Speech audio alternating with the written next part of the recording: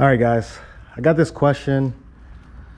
A couple of y'all asked this question prior. For your long time subscribers that was rolling with me when I had the EVO 10 and modded it, whatever.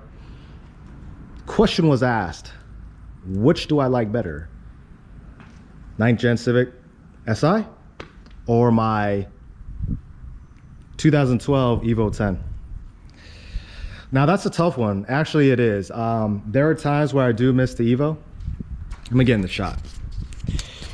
There are times where I do miss the EVO. Don't get me wrong. EVO is a great car. Its standard platform is great. You can make decent horsepower with just full bolt-ons. But as you guys saw, even before this, I destroyed a full bolt-on EVO 10 at 418.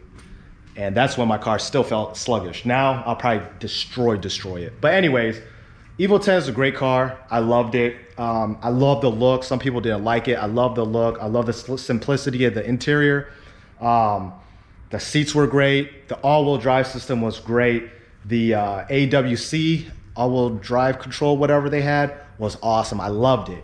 However, even though it had all that,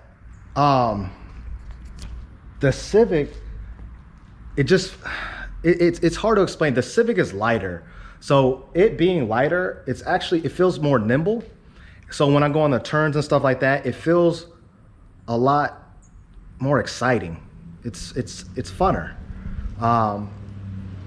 The EVO, it felt heavy. I remember when I first got it, and even though when I did my couple mods to it, I think the EVO 10, I was pushing 350 wheel horsepower, 370 wheel torque, something like that.